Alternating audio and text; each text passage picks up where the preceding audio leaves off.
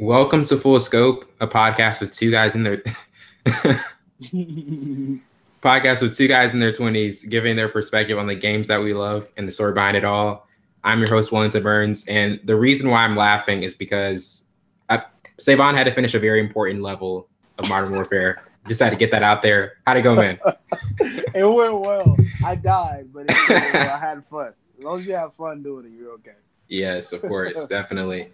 Well, we have a lot of topics to get into today, as usual. And to start it off, the NFL yesterday decided not to make a significant alteration to the helmet rule, and the competition committee kind of made a clarification on Wednesday, but not like a significant change. And Troy Benson, the vice president of football operations, said, "Quote: The committee resolved there will be no changes to the rule as approved by clubs this spring, which includes the additional use of instant replay." So it definitely has been something that's, I mean, Richard Sherman, he's voiced his opinion on it. Bobby Wagner from for the Seahawks said that he thinks a lot of times the offense is getting the benefit of the doubt, and that's kind of handicapping how defenders attack players and things of that nature. So with there not really being a significant change, and even the defenders, many defenders voicing their opinions on it, what were your thoughts on it? I don't like the rule. I understand you're trying to make the NFL more safe. You can't make a barbaric sport safe at all. I mean, it's going to be some bang plays. Guys are not going to be able to angle themselves going full speed, angle themselves to have their head. It's kind of difficult. It's not kind of. It is difficult to do that. And then, some of these guys haven't played football, so they're making rules about things they really don't know about just watching. If you're a full sport, if a guy's neck from his head to neck, if he has to put his head up just a little bit to embrace the impact of the hit going to another guy. So these rules are making it harder, like you said, harder for defensive players to adjust to the rule. And all it's going to end up having, guys are going to hit people in the legs and knees, going to have more injuries, going to have more MCL, ACL tears. It's going to be a pros and cons thing. I understand you're trying to limit the head injuries into the game, but it's going to be extremely difficult on both parts to do so. So I agree with Richard Sherman. I agree with Bobby Wagner, and I agree with them, but at the same time, it's kind of hard to do that. Yeah. Especially with bang type plays. And it's crazy. Like, I think the league is in a really interesting position because it's almost like offenses are really getting what they want. Their, receivers, I mean, the middle of the field was wide open for them because a lot of times receivers coming down the middle of the field, there was fear of, when the cornerback attacks and things of that nature. But now there's not that same sentiment because the league, I mean, defenders really feel like, okay, the offense is getting the benefit of the doubt.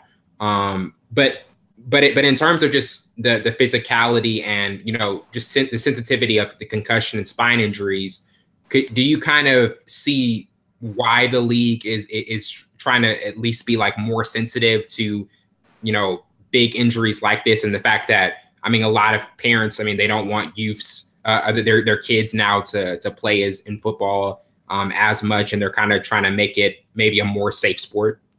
Yeah, I can look at it as a devil advocate, but I understand they have a lot of backlash from, like you said, parents, from different media sources, just people looking on the outside, looking in, and saying, okay, we have to make this sport more safe for the future of football, the future of our competitors.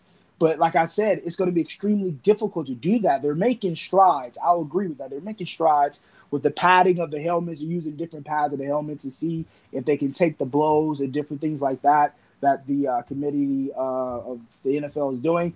But it's going to be hard to make this sport safe, continuing consistently safe. And we know football players, past, present, and future football players will understand that this sport it's a blood sport, and we know that it's going to come with injuries, but it's going to be extremely difficult to make this thing safe. And these rules they're implementing, you might as well make it a flag football league. It's, I don't know. I see is that sides, like I've heard that a lot. Like, people are saying, oh, it just, like, a lot of players saying, oh, it's just going to become like almost touch football. Like, do you think a lot of the players, the defenders, are feeling that kind of sentiment, like, wow, this is becoming a completely different sport in terms of how we were raised and how we were taught to play the game. Almost definitely, especially from coming from playing football. It was a lot of the preseason. It's a time for trial and error, so they implement these rules and different things to see how it will go. Some of the calls that have been made in the preseason have been just terrible, just really terrible. And even announcers like, yo, I don't think that was right. That was a terrible call. So it's getting to a point where it's going to be a backlash from not only the players, the coaches, the personnel, the fans. It's going to be a backlash towards the referees as well, because they're like, okay, do we throw that every single time, or do we, it's going to be some backlash. But these rules are, I know they're trying to make it safe, but it's kind of hard to make that safe. Yeah, definitely. It's they're kind of in a catch-22 because you do want to like make it a sport that seems really safe for the future of football, younger players, and the parents kind of appeasing them like, okay, well, they are making progress, but at the same time, the players who are currently kind of the face of of really substantial teams and are voicing their opinions and are really disagreeing with. I mean, Aaron Rodgers, even talked about, he had an interview with how he disagreed with some of the rules that the league is making now. So I mean, it's a really interesting spot that they're in, and it's definitely going to be interesting to see how that plays out. Mm-hmm. Transitioning to Jimmy Goroppolo, he's now approaching his second. His actually first full year with the 49ers and under Kyle Shanahan, and his second season, a lot of people have, big expectations because, 7-0, an extremely good QBR and things of that nature. But the Matt Ryan's second year under Kyle Shanahan, he had a spectacular season in 2016. And there can be the sentiment of, okay, can what that 7-0 run, which ended the season, can that relate to how he's going to start the season? Because they got to play the Vikings, the Rams, which very difficult defenses, and I believe the last 6 teams they played, with like the Titans, the Texans. Even the Rams, when they sat their players, their defensive efficiency was pretty low. So even though he had an outstanding game against Jacksonville, which was one of the best defenses in the league, there is that sentiment of, okay, is this actually valid, the run that he had? And with Pierre Garçon and a couple other acquisitions that they've had, there really is the sentiment that this can be a really good year for him. So how do you view his first full season? Like, what are your thoughts on how that will play out? We're going to see a poised quarterback in the pocket. We're going to see a great decision maker, accurate on deep, immediate, and short throws. We're going to see a guy who doesn't get rattled easily. And we saw that. That's why Bill Belichick liked him. That's why he drafted him. He saw the tangibles that Jimmy has. And for the first 2 seasons, him going with 2-0, then going 4-0, different, now he's 7-0. Now he's in his second full entire season. Well, his first full entire season. I think he has a lot of upside, but his expectations are extremely high, not just for him, for that team itself, because now Kyle Shanahan is in his second season, and what he did with the Atlanta Falcons and with the Washington Redskins under his dad's reign. I think Jimmy has the ability to lead that team, not to, big runs. I think they'll go 96, 97, 96, 97. Yeah. There'll be because they still have some on the defensive side, some holes that need to be filled. Richard Sherman's not completely healthy. We don't know if Pierre Garçon is completely healthy on offense. He didn't get to throw to him for the last 4 games because he was injured. So just Jared McKinnon is injured. Mike Breida is injured. The running game is going to be kind of stifled. They don't get them back into the second game of the season. So there's a lot of other variables that, take account to Jimmy's success on the offensive side. So I think he's a good quarterback that has the ability to be a great quarterback. Like you said, Kyle Shanahan knows how to, prime quarterbacks into his system. I think he'll be great for it. I think they'll go either 9-7 or 10-6. Yeah. Or something like that. Yeah. I definitely agree with that. I think they'll be in that 9-10 win range. But one of the things with Garoppolo is, you kind of have to be you with him. He's not very mobile. He's not. He's very comfortable in the pocket, and that's his main strength. But with him being in a position where, I mean, I know like last season, I think he had the best QBR when he was pressured, under pressure, like 71.6%. But do you think now that with the fact that he's going to have to be really mobile in a play action offense that Shanahan uses a lot, do you think that's going to be one of the biggest things in terms of now he has a full season and he's, when he's under pressure, how he adapts to that? Do you think that's going to be like one of the biggest subplots to how Garoppolo's season goes? I don't think the mobility is going to be an issue at all.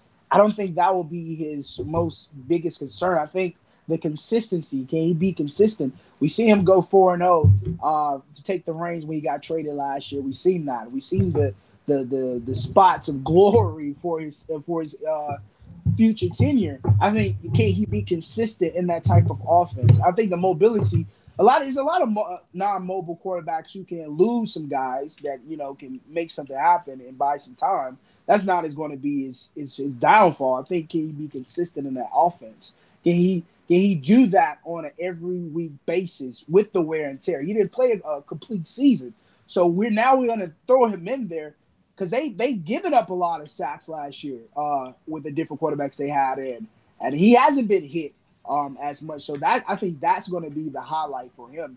They got two right tackle, left tackle. They got guys in there, but can he sustain all that pressure? I think that's going to be not his mobility. I think, can he be durable? Because he was injured with the Patriots. That's why he needed to complete that four-game suspension for Tom Brady. Got injured. So can he be durable? Yeah. And I mean, just to talk about talking about this division, it's interesting because the Rams are in a really good spot. The 49ers are kind of like upstart, like in an upstart manner. The Seahawks, they may be in a rebuild mode. They still have a top 5 quarterback in Russell Wilson and, Doug Baldwin, a top 5 wide receiver. What are your early thoughts on this division? Because the Rams look like the favorites, but the 49ers are kind of in a upstart position. So what are your thoughts on the division? It's going to be a tough one, to be honest. I know the Rams are the front runner, but it's still going to be extremely competitive because you look at, like you said, the Seahawks are rebuilding, not reloading. Well, I say they're reloading, not rebuilding, because they still have a lot of great pieces on the offense and defense for them to be a front runner to continue to go to the playoff consistently every single year. Russell Westbrook is an incredible quarterback, field general. Russell Wilson. Oh my God, Russell Wilson. I'm sorry. Why not? Hey, why not? Why not? As soon as you laugh, I was like, hold on, is something wrong? Russell Wilson. I'm sorry. I'm going back. Hey, his mantra, why not? Westbrook's like, why not, man? He has the phrase for quarterback. But I'm sorry, if you're listening consistently, I have a folly here and there. But Russell Wilson is a great field general. With him at the reins, I don't have. But the only team that I say is going to be rebuilding, I think, is the Arizona Cardinals. They got rid of their quarterback retired. Now you have a rookie, Josh Rosen. You do have a great running back in David. Yeah. David Johnson. I think he's have a really good year. David. Yeah. If he's durable, if he stays healthy. Yeah. And then he'll get the big contract if he stays healthy and does good this year. But you have that, a two-way guy in the backfield. You have good weapons, deep ball threat, and J.J. Nelson. Your defense is still up, kind of lots of that's the only team I see is rebuilding. So it's going to be out of those 3 teams, out of the Seahawks, 49ers, and the Rams. Those are the 3 teams that are going to compete the most to be the best out of the conference, out of the NFC West. Do you like the Rams to come out though, to kind of come out on top in this division? I'm a little biased. I want the 49ers because of course, your brother. I like Kale. Well, not even my brother. I like Kyle Shanahan. He's a great guy, great coach. Yeah. I like his system. It's not too flashy, but it's consistent. And we've seen that with 3 teams, and we see that before him, his dad's system with the Denver Broncos who won a Super Bowl. So, and a team with the Falcons should have won a Super Bowl against the Patriots, but we already know that folly. But I like the system that he implements. I like the players. They're not big, flashy guys. It's sort of kind of like Bill Belichick's system. Just bring guys who are willing to listen, not great, flashy guys, and they get the job done. I like that type of system. I want the 49ers to win, but on paper, the Rams look it should be the swell. Rams. Yeah, it should be the Rams on paper. But, we'll see.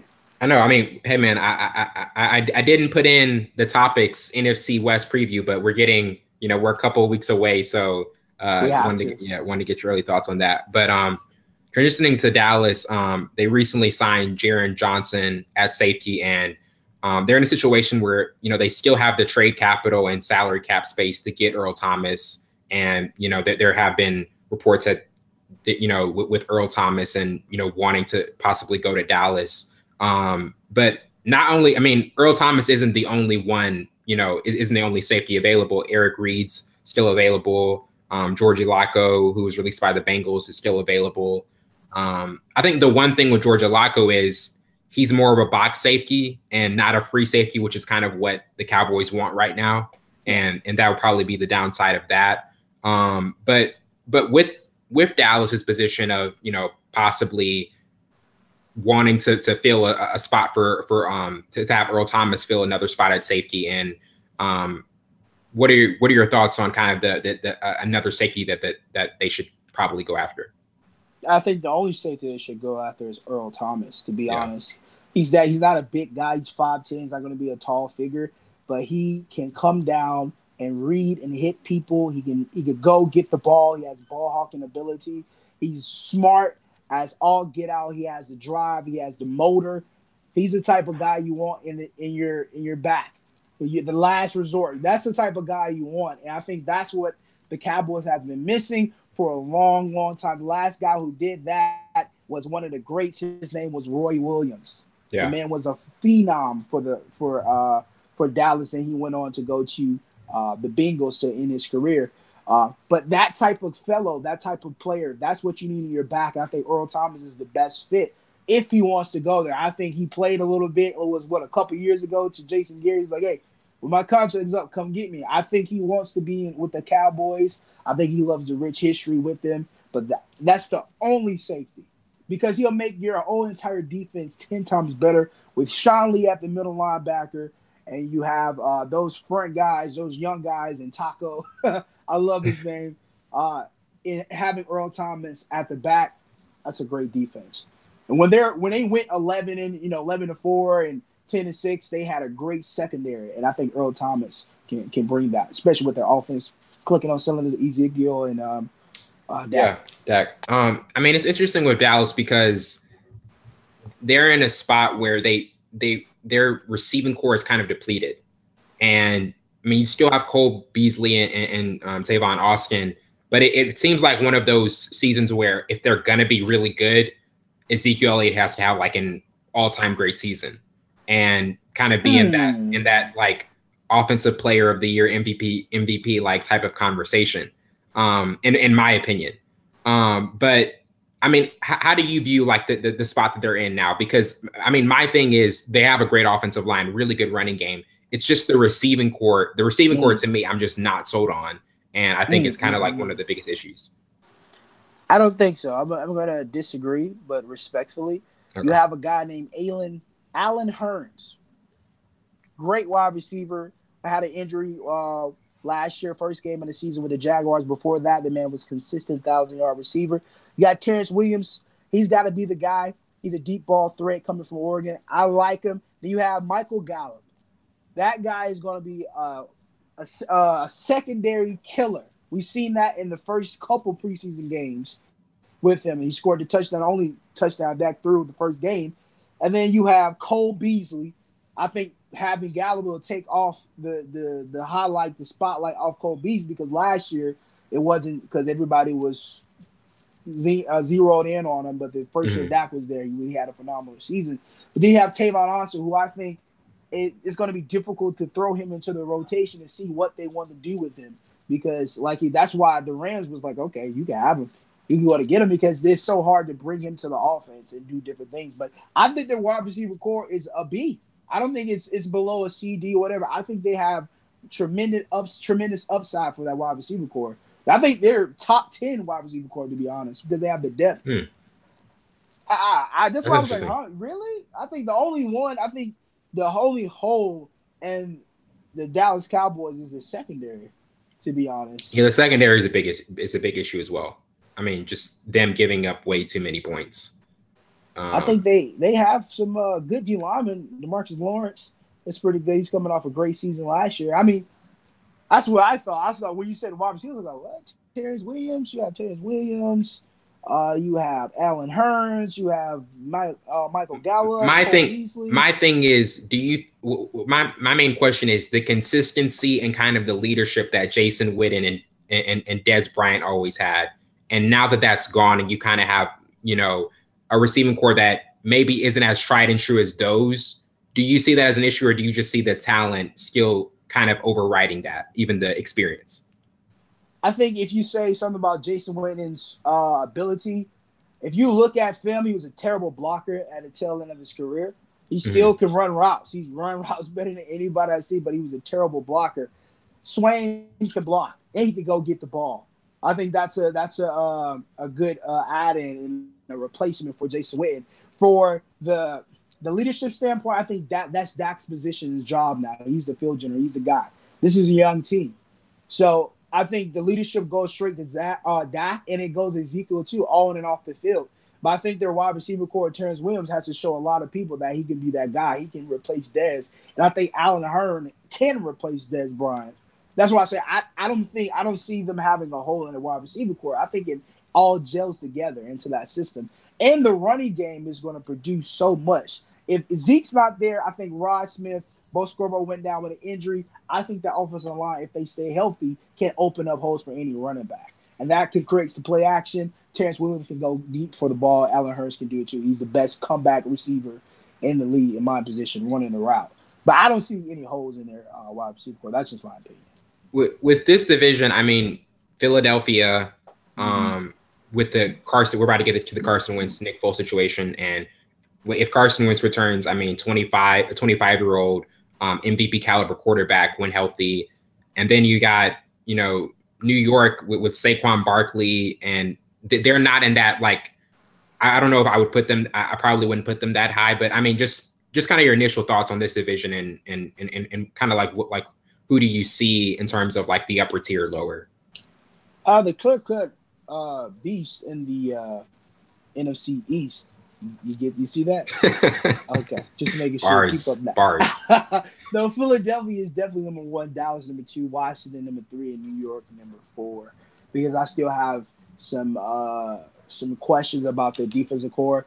Saquon Barkley couldn't even play the second game of the season because he had an injury. Eli Manning, we still don't know if OBJ is completely healthy. It's so many questions around that offense. He's a great ball player. Saquon Barkley is a good running back, but can he stay healthy?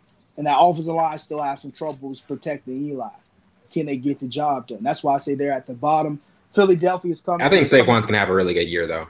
I mean, I think the work. I think they're gonna try to really run their offense through him. I think he's, probably rookie of. I mean, a top rookie of the year candidate to me already. He's a top, but still, his hamstring. He feels good, but if he got it's early and you're already getting injured. Yeah, that's true. That's a sign like, I don't know. If we haven't even gave him 20 plus carries, and he's already grabbing his hamstring, can he sustain that load? Because they're gonna have to. They haven't had a running game in a couple of years now, so they're gonna have to be dependent on their running game. Can Saquon Barkley be that guy? Right now, I don't think so. He was that guy in college, but this is not college. We've seen him try to bounce to the outside a couple times. They got it walked down by defensive end. So this is not college. It's a lot more wear and tear on your body. What rookie are you high on, though? Like what rookie are you high on coming into the season? Right now, I'm not sure. To be honest, I'm still high on Bradley Chubb. Not Bradley Chubb. My guy who's Baker Mayfield. I'm still high on Baker. He's not the starter, but he will be. A couple games in, he'll be starter. I'm still high on Baker. You're already speaking into his existence. Oh, most definitely. Because, well, I don't want to get off subject, but Tyrod. Let me say Tyrod. That's how you really pronounce his name because it's been a lot in the media. It's Tyrod. So he doesn't take big shots down the field. He doesn't make big plays. He doesn't make mistakes. But at some time, they're going to have to, if they're dependent on the run game, which they will have to, Michael Hyde and Duke Johnson, I don't think they can sustain just on the running game itself. They're going to need a quarterback who takes risk. That's what type of offense what type of quarterback they need. Tyrod is not that type of player. But to move on, I don't think Saquon can handle the load right now. And you saw the injury that he played by injury his last year. That's why he kind of dwindled. That's why he didn't win Heisman, because he's got injured and he could sustain the load because they were using him for everything with the Penn State. So I don't think he can handle that load right now. He already has a hamstring injury. That's interesting. So you're kind of going with the Eagles as the front runners, as I think. I would go with as well. But transitioning to Philadelphia, they're in a position now where, Foles, I think he had that shoulder strain against New England a week ago, but it wasn't anything serious. And now, Carson Wentz still, I think, not cleared for contact and practice yet, and in a position where like a couple of weeks from week one, Foles seems, Foles is healthy. Wentz, we're still not really sure, but even outside of just week one, in terms of just this season, and you're in a spot where do you continue to ride the wave of Nick Foles, or do you go with a guy who, when he was, before the Rams game, MVP caliber candidate, right up there as one of the most spectacular seasons, his second year, and the promise that they had almost a few weeks from the playoffs that was just imminent.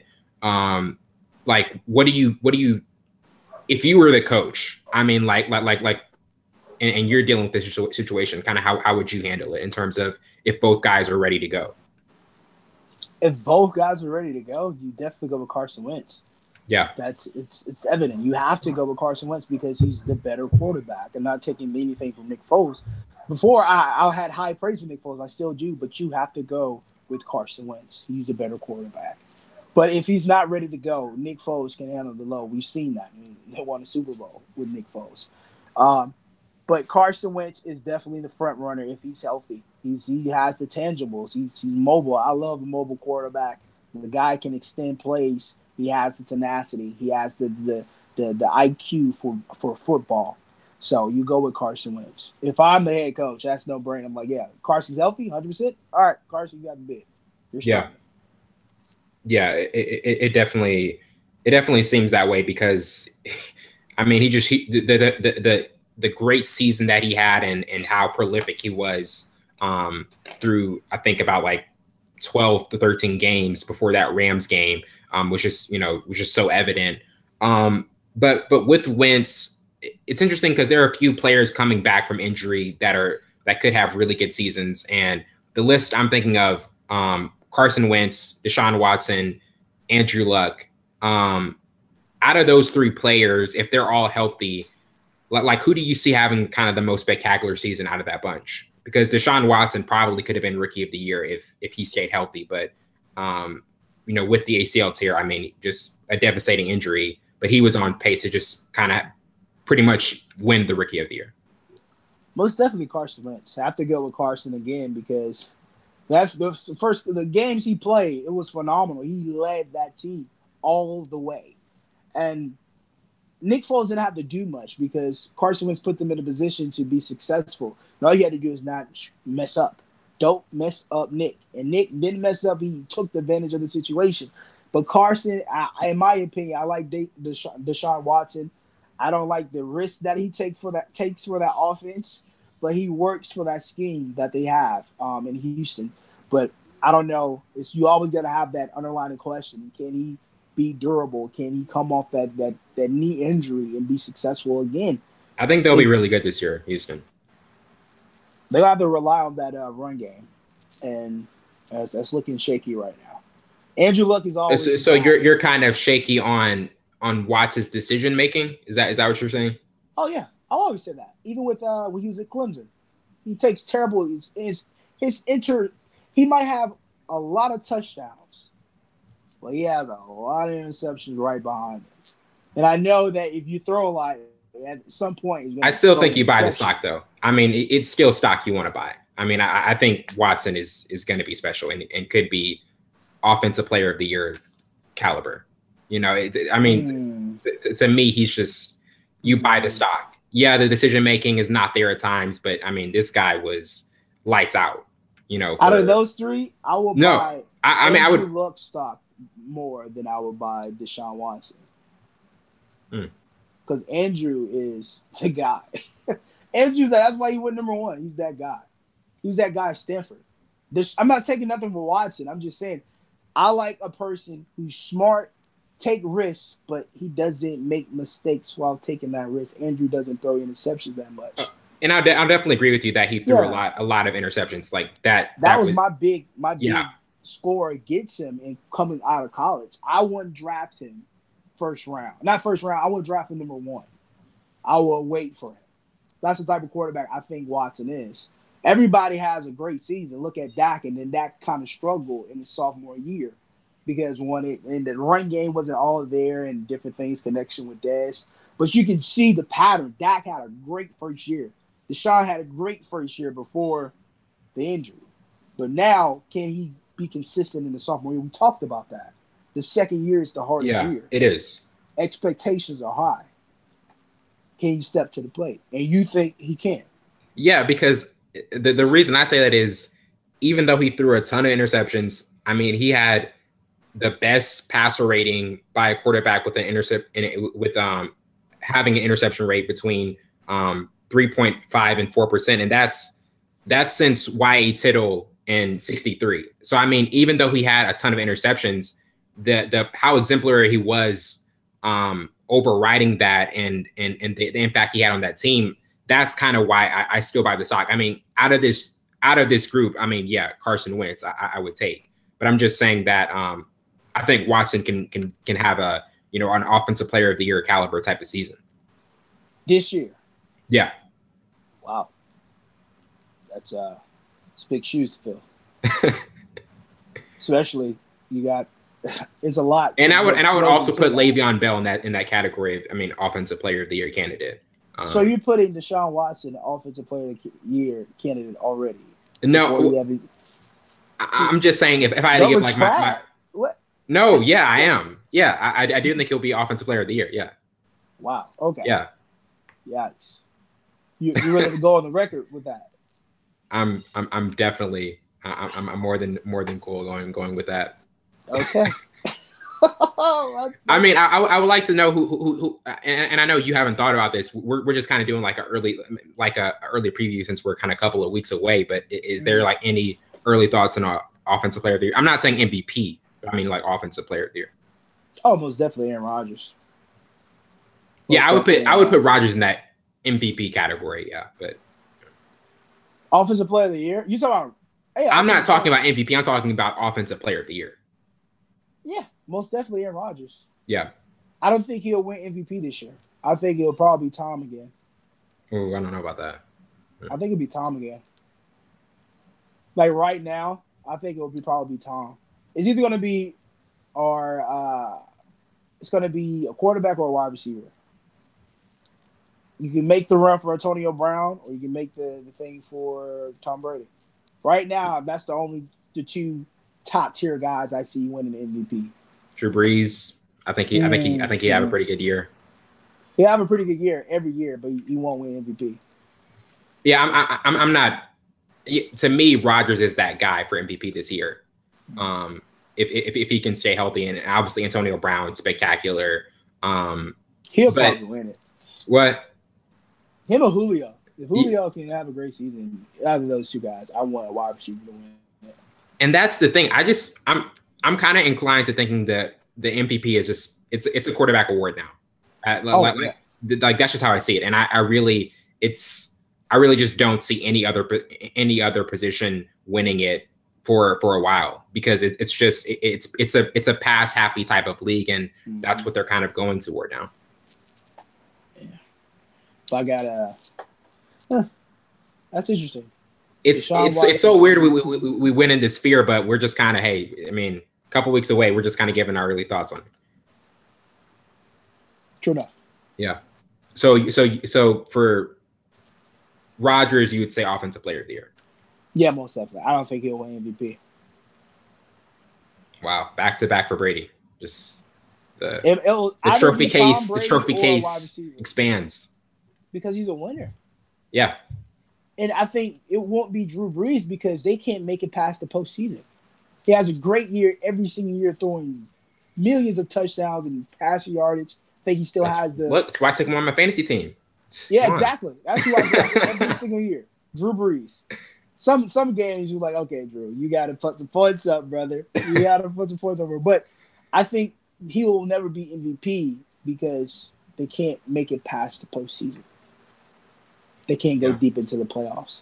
And I don't think they go deep this year either. Especially, I know you have the dynamic. Who do you like out of the NFC South? Like, well, you're springing it on me, huh?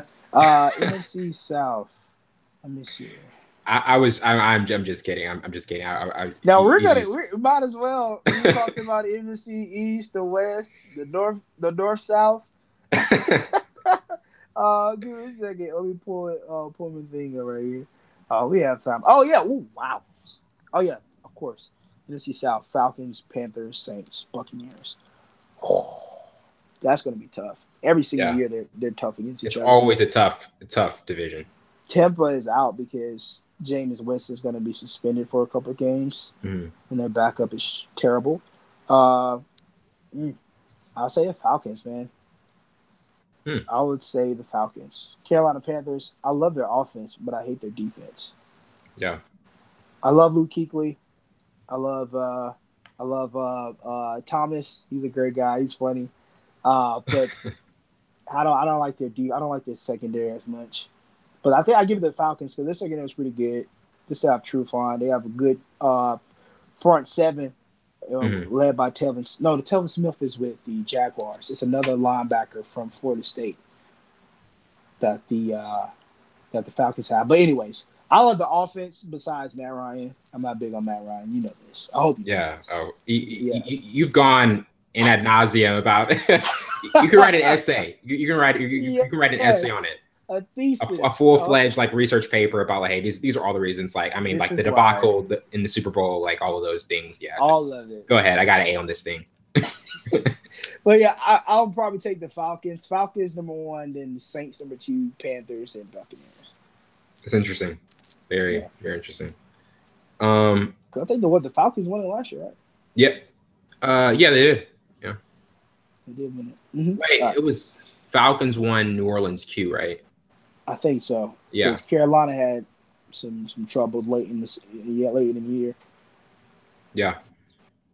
Well, our last topic for today is the breaking news last night with Ohio State suspending Urban Meyer for 3 games, and kind of the situation where, I mean, many people have talked about how, you know, they really felt like either you felt like it was going to be maybe more of a suspension, or a situation where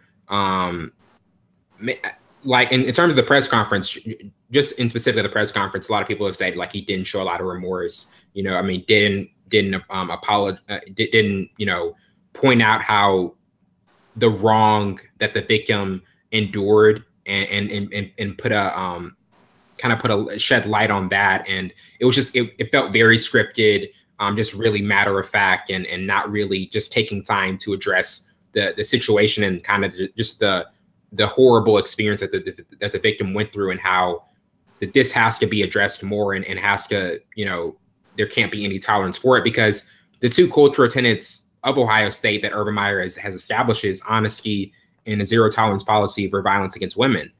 And both of those things have kind of been violated in one situation. So to me, like, that's the real tragedy of the situation, and how this affects other programs going forward. But what were your thoughts on kind of their decision and just his response and all of those things? Um, it's always it's a delicate situation when those type of allegations and they turn out to be true. Yeah. For an institution or college or whatever you want to, it's kind of tough. Then how you deal with those. But I think they looked at it, not to laugh, they looked at it in the perspective of the face of our college and the revenue stream of our college is more important than the face of our college.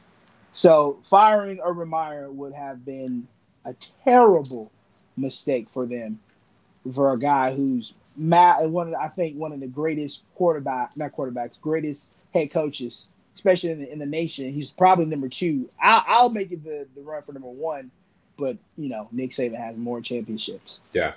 But overall, I think Urban Meyer is a better head coach. But yeah, for their football program that brings in almost $90 million a year revenue a year, and they have $1 billion in revenue for their entire college, and 90 million of it is coming from football. So if they would have fired Urban Meyer, their recruiting, their team, all would have went down in a matter of seconds, because those guys look, oh, Urban Meyer's not there. Oh, I'm not going to Ohio State anymore. Ohio State would have plummeted. And then I think it was one of the clauses that he could sue them for, if I'm not mistaken. If they would have fired him, he could have sued. Let me double check. I don't know, yeah, he could have sued them for breach of contract, defamation, and possibly also for violating Americans with Disabilities Act. So it was like a lose-lose situation. So they wanted to win, and it sucks the circumstances that it come to, but they chose the revenue and the importance of their football team and their head coach for that football team over the allegations and the accusations of that guy. And then it would have came back to the athletic director, Smith. So there's a lot of stuff going on while he wasn't fired. But the 3 games they'll help them save face. Like we dealt with it. We took him away from the team for 3 games, but we really need it. That is a sad situation. And I was talking to somebody about it last night, and they felt like he shouldn't have been suspended any games because he brought it, he reported it, and they felt as though like, okay, like he can't do everything, but at the same time, this guy, his grandfather was Urban Meyer's mentor, and he did say that he kind of did favor him more than probably he should have. But do you think the 3-game suspension was kind of the appropriate, because like you said, firing him would have been devastating to the program and all of the revenue and other streams of income. But do you think the 3 games was like a sufficient suspension? Yes, because he tried to hide some of the text messages. I think some of the guys on the football team showed him how to get rid of 1 year, like text messages that happened a year ago that ESPN reported on. And also he knew about Zach Smith's past downplaying the allegations. So he should have had something sort of a consequence for his actions. Firing him would have been too much. Suspending him, probably docking some pay or something, will suffice. But to completely get rid of him because he's brought a lot of good things to the program. I know it's kind of like, oh man, he's bad, but he also does good. He's like a superhero that does bad. I forgot who Dave Chappelle put in the light was so about about Bill Cosby. Chappelle's the best. But yeah, so it's like this is sort of kind of like that. I'm sorry, so kind of like that. So he says a lot, but it's a bang bang type things. Yeah, for sure. But yeah, he should have 3 games. I would have given him 5. Yes. So yeah, that's what I was trying to get to. So you do feel as though, because like week 3 TCU, people were saying if it was a 2-game suspension, that would have been really suspicious because a big game against TCU and he comes back for that would just have seemed like really contradictory. But you would have went for even a lengthier suspension. Yeah, I would have given him 5 games because you knew he had knowledge of everything, and you came out with a statement saying you didn't know anything on Twitter. So that kind of like you're lying in plain sight, and you're So getting text messages. If he knows all this, can one make the case that they should have let him go? Because he could have sued for a breach of contract. They would have lost a lot of money through scholarships, through players, through just sponsors, through boosters. There was so much the upside and the downside of everything kind of weighed the other way. So that's why they didn't really suspend. Well, they really didn't get rid of him because they really didn't have to. Yeah. But even given the information and all that stuff, they had to punish him. I think 5 games would have did it. Because 5 games, you're away from the team. You have no contact with the team. You can't be on campus. You can't be in your office. You can't do nothing but think about what you did. And now your team's going to suffer. We're not going to suffer all bad because still we have our recruiters. We have our players that want to come here. We have everything still set, boosters. We're not firing him, but we're going to suspend him for 5 games. So that's still I think it balanced out because it's like 9 games in a season. Yeah. For them. And then I think they have the conference championship too, so it's kind of like 10. I think 10, maybe 10 or 11. Yeah. So I think half of the season would be great because during the first half of the season, you're going to play 2 big games. So I like that. I would like 5 games. They gave him 3 games. I would like 5, but the season's actually 12. Is it 12? Yeah, I think it's actually 12. When did it go to 12 games? I could 9-3. Oh, it is 12 games. Yeah. Well, it just depends if you have a conference championship, right? Yeah, exactly. Because they got a lot of But still, yeah. And to close this out, I mean, we've seen the issues with, Paterno and then Rick Pitino. How do you think programs will try to maybe, take, just observe the situation and see how to deal with it in a better manner? Like how do you think programs will try to adapt and really handle matters like this in the proper manner? They won't. Yeah.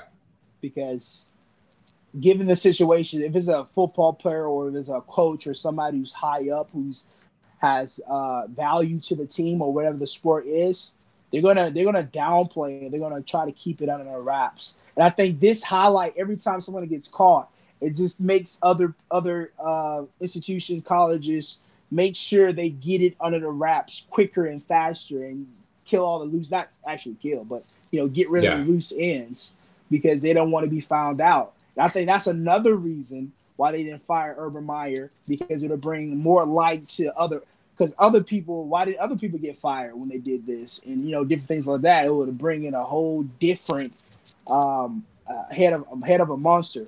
So I don't think that other people will do anything. They'll just make sure they keep it on their wraps, because you look at when Miami got caught with the boosters and players getting paid, all colleges from D3, D2, D1, AA, Division I, whatever, they pay their players, to be honest. Everybody does it. It's not taboo. They've been doing it for years. Back in the 80s, 70s, they always pay players. So it's just about who get caught. And I think the number one team who pays players, Alabama, most definitely. You said that a lot. You can't prove it, though, because they keep it under the wraps. They make sure they tie in the loose ends. Because I've seen multiple occasions where it's true, but you cannot prove it. I know 3 guys, one from here, who went to Escambia High School, came back with an all-white Escalade. Whoa. His mom could not afford that. Wow. So, I might be snitching or whatever, but it's the norm. Florida does it. You heard it first from here. You see it on ESPN. Florida State does it. Miami definitely does. You see how they were penalized. USC does. All the big colleges do it.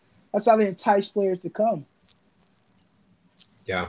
That is this has shed light on a lot of the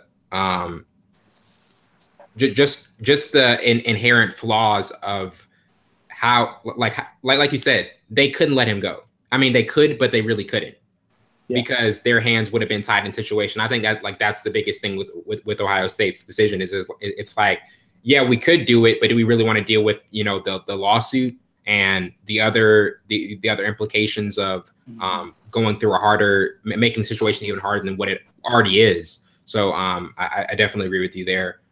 Well, that wraps it up for today. I'm your host, Wellington Burns, along with my counterpart, Savon Morris. This has been another edition of Full Scope. See you later.